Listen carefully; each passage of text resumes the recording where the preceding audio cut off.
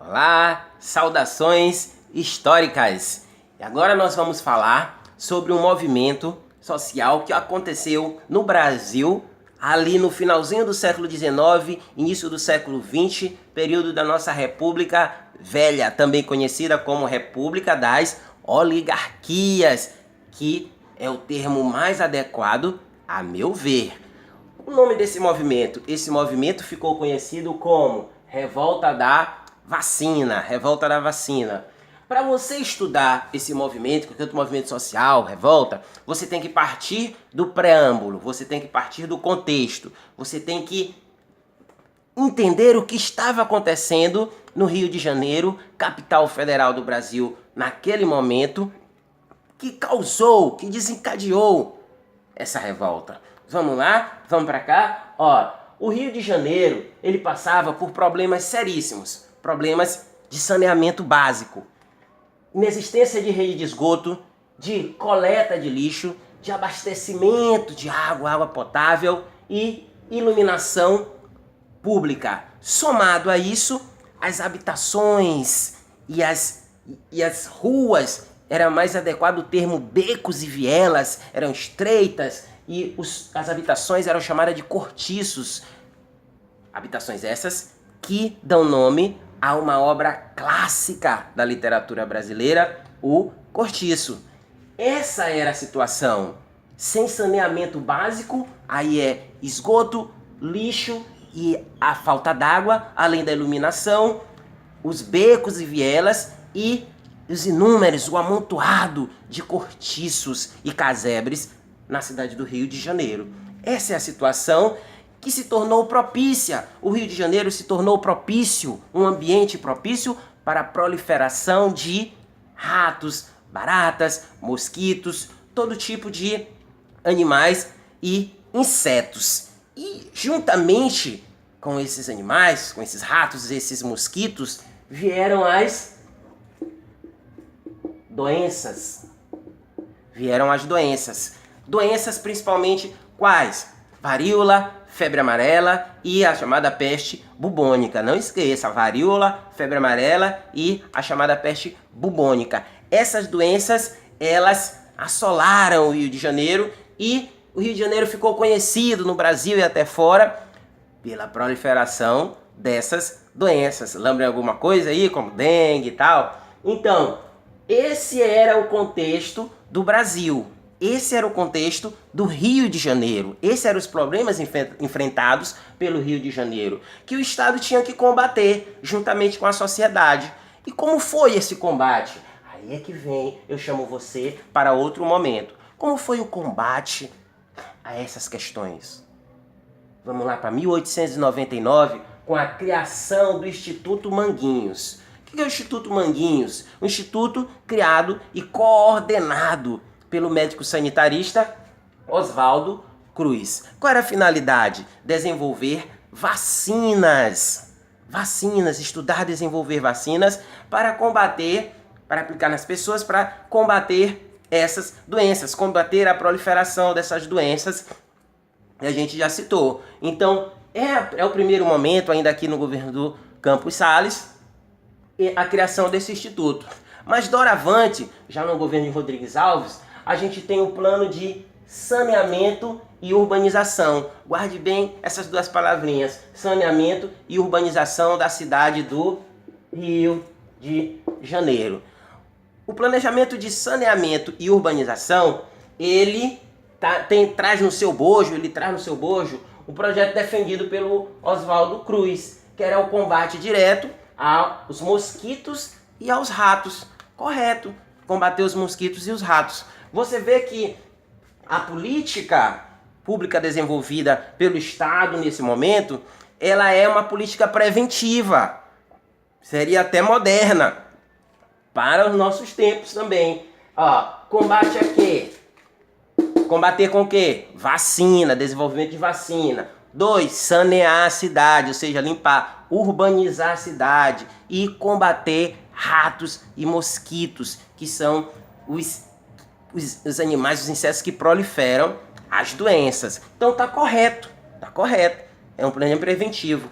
Mas O problema foi a forma como isso foi desenvolvido, a forma como isso foi aplicado. Dentro da palavra saneamento foi criado as brigadas sanitárias, que eram divididas em dois grupos, o grupo dos mata-mosquitos e o grupo dos mata-ratos. Esses grupos estavam autorizados, com apoio da polícia, né, com apoio das forças policiais, a invadir os casebres e os cortiços para fazer essa questão do combate a mosquitos e ratos. E a urbanização já vem daqui. O que acontecia? Com a finalidade de urbanizar a cidade, ou seja, de alargar as ruas, acabar com os becos e as vielas, de construir grandes avenidas, enfim, de modernizar a cidade, foram destruídos os cortiços, todos os casebres, as ruas, os becos, as vielas foram retirados. E todas as pessoas que viviam ali foram retiradas, sem uma política para atender, para acolher essas pessoas que estavam sendo retiradas desse cortiço. Porque a correta política de higienização, de urbanização. Agora, as pessoas que vivem lá, elas são simplesmente retiradas.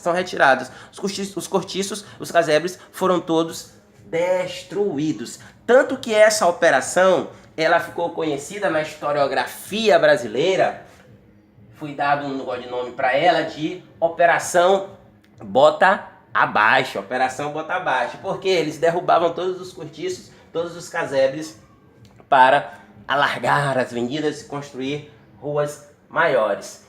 E, para finalizar, que seria o estopim para a revolta da vacina, outubro de 1904, é feita uma lei da vacinação obrigatória. A vacinação obrigatória, e aqui especificamente contra a varíola. A vacinação passou a ser obrigatória, ou seja, todos tinham que se vacinar. Bem, aí vem o problema. Vacina é injeção, que é aplicada. Aí, imagine você numa sociedade patriarcal, machista, as mulheres tendo que erguer parte das suas vestes para esses agentes públicos irem aplicar injeção. Aquilo foi uma afronta aos padrões culturais da época. Então, foi o estopim para o início da revolta da vacina. Tanto que essa lei ela é de outubro de 1904. E já em novembro do mesmo ano foi criada aqui, a Liga de Combate à Vacinação Obrigatória, e explode a revolta da vacina. Pessoas barricadas pela rua, parecendo uma zona de guerra mesmo, barricadas. O presidente ele decreta toque de recolher.